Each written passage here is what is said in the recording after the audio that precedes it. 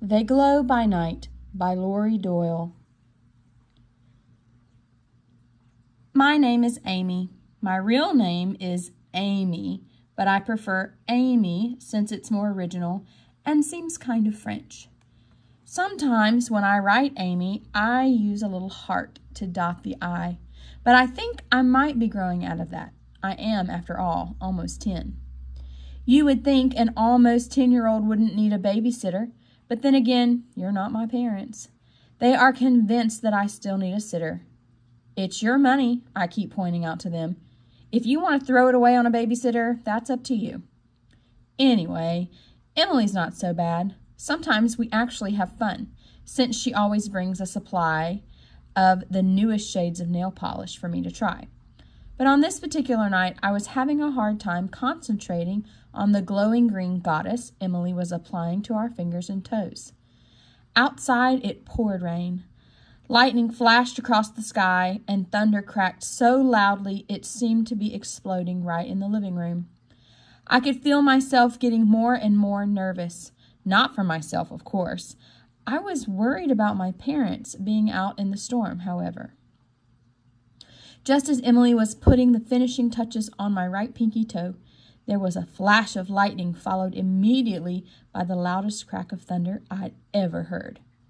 The television went blank and silent, and the hallway light went out too. I noticed the familiar hum of the refrigerator was missing. The house was completely dark and silent. Emily stumbled to the window and peered outside. All the streetlights are out. None of the other houses have lights either, so the power must be out in the whole neighborhood.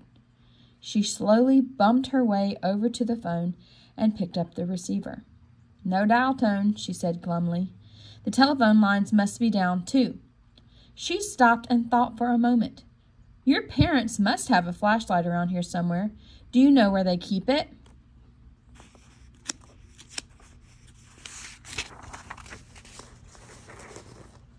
Before I could tell her I had no idea where the flashlight was, I started to cry. Yes, it's true. I cried.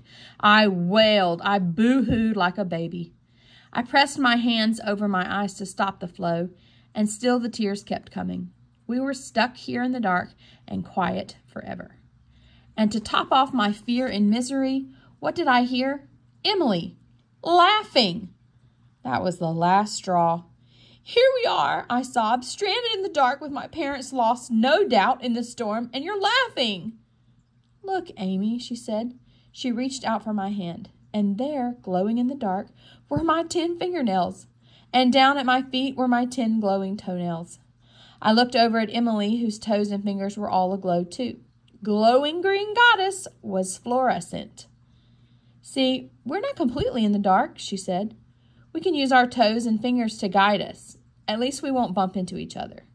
Here, grab that bottle of nail polish. We'll search for the flashlight by the light of the glowing green goddess. And we did. We found the flashlight, but we didn't even use it because we preferred getting around by the house by tow light.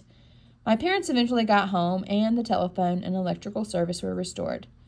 But ever since that night, I have kept an extra bottle of glowing green goddess around because you never know when you might need some polish power.